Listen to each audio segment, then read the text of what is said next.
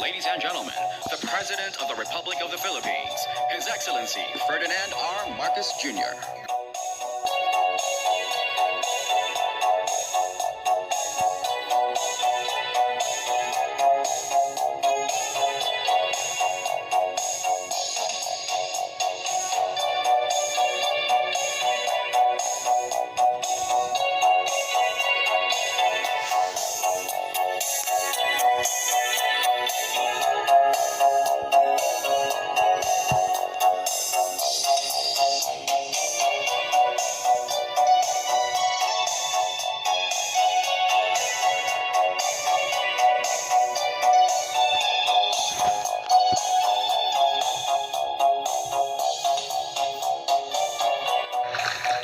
At this juncture, may we call on Secretary Alfredo Pascual of the Department of Trade and Industry to introduce our keynote speaker. Ladies and gentlemen, the President of the Republic of the Philippines, His Excellency Ferdinand R. Marcos Jr.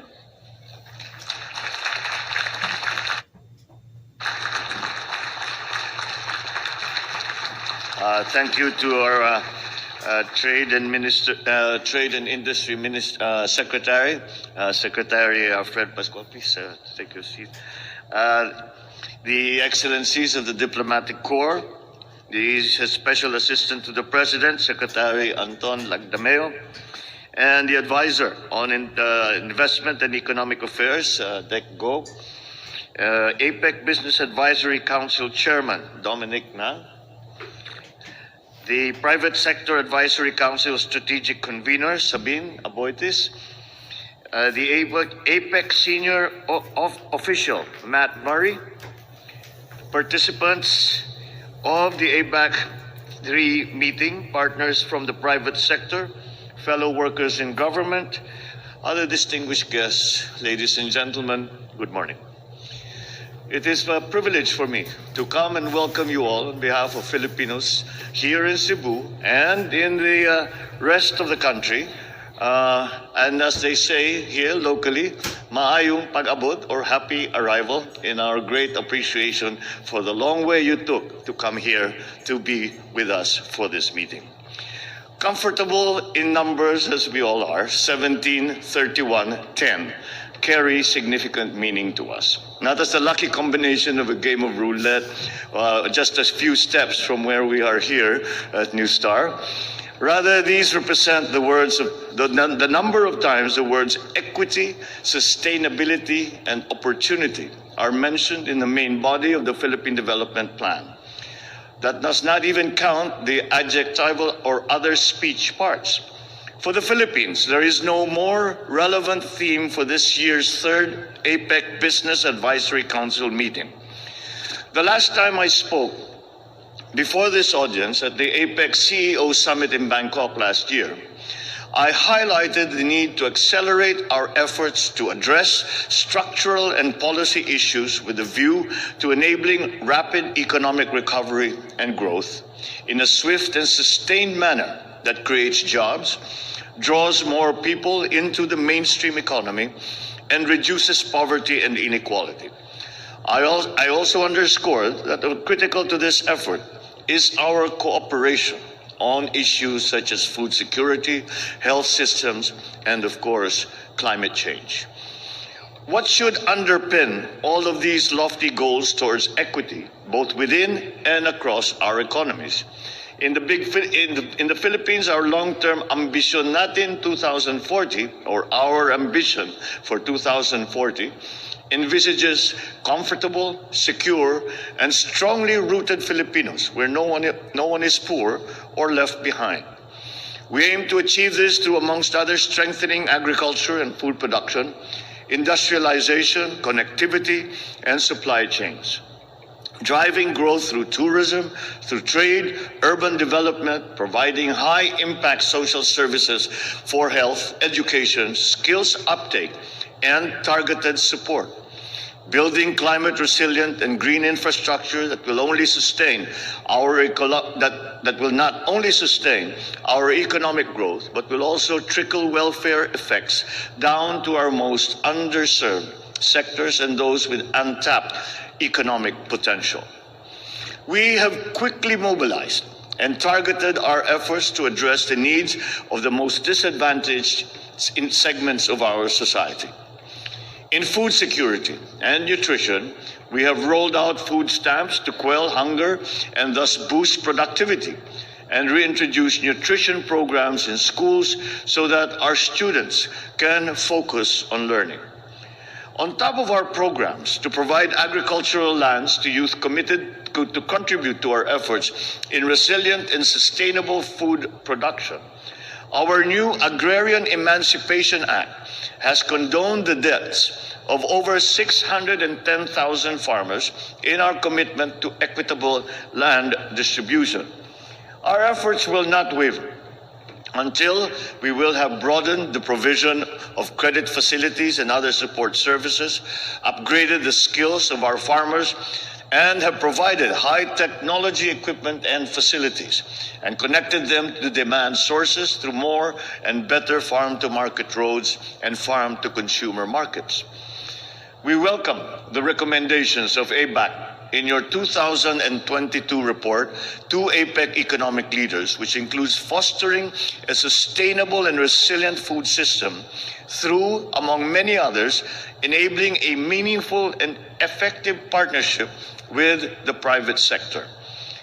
Last year, we established the Private Sector Advisory Council, or the PSAC, to strengthen the voice and contributions of a private sector in government programs and initiatives in order to expedite the achievement of our economic objectives in recognition of the pivotal role of the business sector in this country's growth trajectory. Just like ABAC has work streams, one of our priority areas in PSAC is scaling up agriculture and cooperation between the private sector and the government to enhance food security by introducing programs that will help our farmers and those in the food value chain, such as digital farming methods and supply chain improvement strategies. Now, while our economies have common food security issues, there are other issues that are nuanced according to our unique conditions, our unique priorities, our different policies. For us, developing this sector means overcoming geographic limitations by strengthening logistics and connectivity, building resilient technologies compatible with our climate and harvest seasons, advancing research and development and agricultural innovation, and also scaling up our production and productivity through the mainstreaming of digital technologies, data, and automation in this traditionally labor and capital-intensive sector. Effective cooperation in this regard demands cognizance of the unique challenges and opportunities in our respective economies, so that we can carve a way forward toward the achievement of our collective goals. It is for this reason that I commend the ABAC Philippines for hosting ABAC here, as I urge ABAC members to not only find inspiration from the surroundings to accomplish the deliverables that you have set out in the agenda of your respective working groups, but to also leverage the tools available at your disposal to find a common understanding, be it through the formal and informal sessions, discussions with guests and experts, or interactions with locals, which this excellently organized meeting has quite neatly lined up. In line with the recommendations of ABAC, as we engage with the business community, technical cooperation and capacity building play pivotal roles in ensuring that our economies are capacitated to implement our agreements, hasten our development by learning from each other's expertise and experience, and for us to ultimately find complementarities in our economies to not only strengthen our regional value chains, but also create new markets and opportunities and foster equitable growth. A recent study by McKinsey reveals that the business sector contributes up to 72% of GDP. And this is triple the value in 1960, with companies now accounting for 85% of technology investment and labor productivity growth. Like how much of economic growth comes from the business sector, should economies wish to drive economic reforms and structural policy shifts, much of the momentum will also come from the same sector. Today's global challenges, such as climate change, ocean waste and pollution, shift to clean energy, smart city agglomeration, they all require the economies, the transformation of economic and business activities to ensure that these critical issues are effectively addressed, but in a sustainable and resilient manner.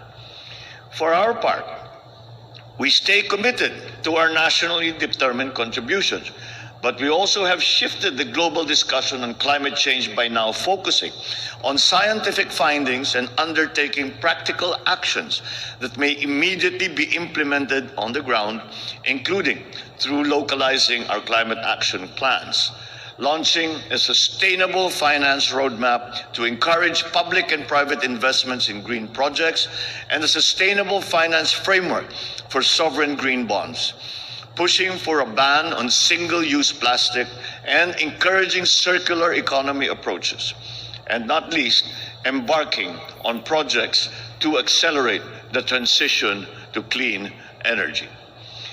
The business sector, as not only a major contributor to the economy, but also the most aggressive agent of change in our society today, has a role to play. I see three areas of partnership to advance our efforts towards sustainable growth and climate action.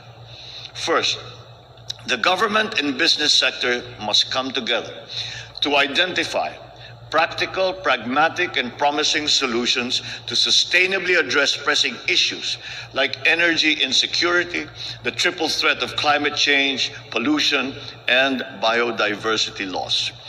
Striking a balance between being prescriptive and affording especially developing economies with policy space, we can pursue innovative technologies and approaches. For example, in the exploration of nuclear energy and small modular reactors as viable options for low or zero carbon energy sources. In the Philippines, we have identified the use of renewable energy as the top of our climate agenda, and we need all the support of the business sector to see this through to fruition. Shared investment would alleviate the financing burden of governments, while the expertise of businesses in areas such as planning, operations, and execution, and ensuring returns can be mainstreamed in the sustainability projects of the government. There are benefits to utilizing data and models that come only from business activities. Let me cite for you an example. In designing the green transition of our transportation sector through the use of sustainable and clean fuels, building of green corridors, and modernizing our public transportation, we need to analyze fleet capacity and travel time, fuel consumption, and other data to enable us to make informed decisions on projects. To extend this further, data templates, indicators, and baselines across our economies have to be standardized so as to facilitate data collection and exchange, which will in turn strengthen the technical cooperation within APEC. Finally, we need not only the cooperation, but the leadership of the business sector in setting up standards on responsible business conduct that will encourage sustainable practices while balancing rapid growth. Not a simple job to do. Opportunities abound for our people if APEC preserves its strength as an incubator of ideas, driven in large part by the significant contributions of ABAC and the dynamism of the business community in our region. We have proven this in some of our agreements that have made their way to the multilateral trading system. To this end, digitalization and innovation continue to provide an enabling environment for our One, regional economic integration through the use of tools to bridge the digital divide and narrow the development gap. Two, a just, inclusive, and sustainable transition by upskilling our workforce and providing green jobs. And three, strengthening structural reforms and macroeconomic fundamentals by promoting positive economic shifts. There are several opportunities from the imminent Industry 4.0 or Fourth Industrial Revolution and clean economy transition. On our end, we have to set up roadmaps to ensure that we capture these opportunities while addressing the concomitant challenges. Establishing a dynamic and innovative ecosystem is one of the cross-cutting strategies in our transformation agenda. Amongst others, we have enacted and enforced e-commerce, e-governance, and innovation, and have also made legislative reforms to make our business environment more conducive to the next generation's trade and investment, including Foreign Investments Acts, such as and the now active in the Philippines RCEP. Just last month, we certified as urgent the Public-Private Partnership Act. Our multilateral efforts also serve to enable the inclusive development of our sectors with untapped economic potential. Micro, small, and medium enterprises, MSMEs, make up the majority of our businesses and sources of employment.